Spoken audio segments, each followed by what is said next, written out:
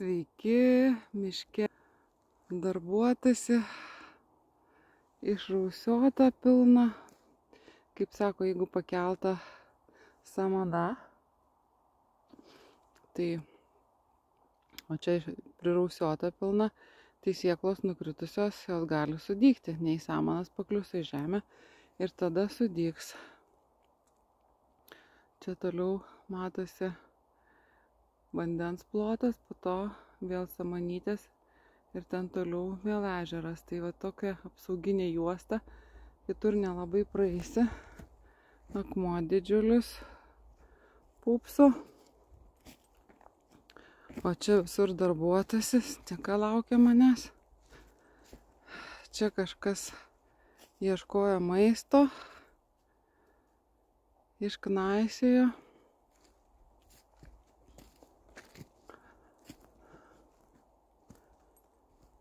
Oi, eglių kiek sausų kamienų.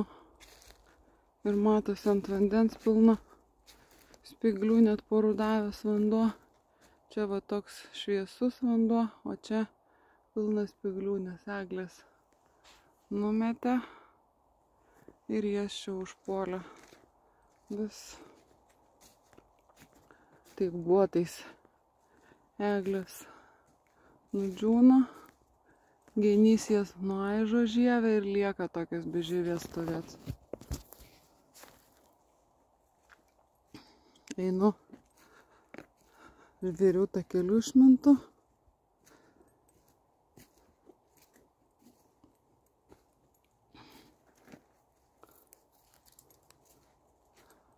O čia va, vandens paviršiai spygliai plaukia ir toliau matosi nudžiūvusios eglės. Gaila. Ir pušis nudžiūvus. Ar dėl to, kad vandenį jau 2 metai stojo, ar dėl kitų priežasčių. Čia žemė išvagota, išarta. Ne tik žmonės aria, kad sėklos sudygtų, bet ir miško žvėris. Aišku, jie ieško šaknelį kažkokiu maistui, bet paruošė dirvą sėklom. Na va, čia vanduo dar užšalęs, balzganuoja, bet didelis plotas vėl pavandeniavę.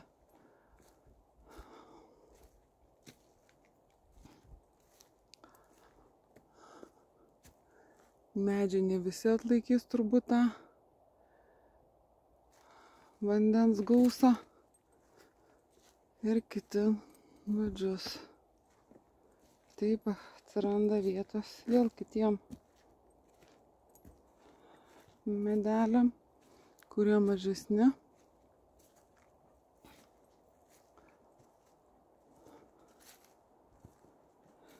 Kaip ištrypta.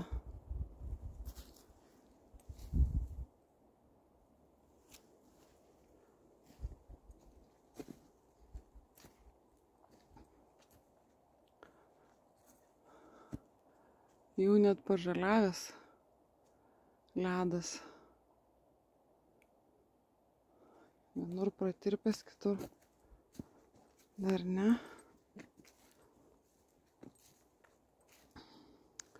Taip, mat, miške visko pilna. Va, pušis net laikė, švirto ant kelio.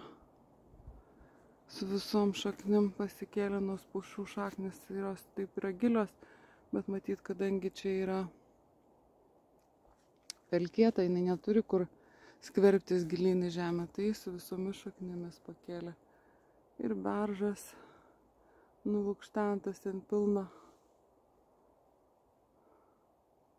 žievės ant ledo, o jis viršuj stovi jau be žievės. Genys pasidarbavo, geniui maisto daug.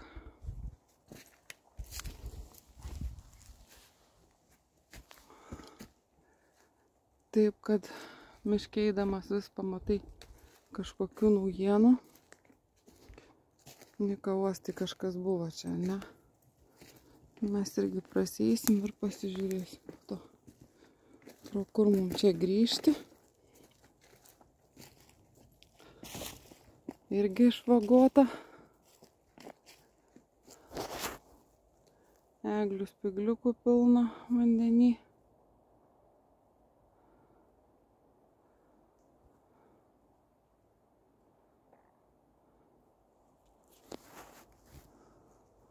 Čia masiškai eglės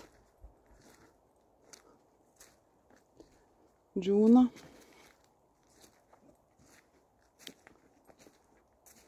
Nu ką padarysi, visam savas ciklas ir savas gyvenimas.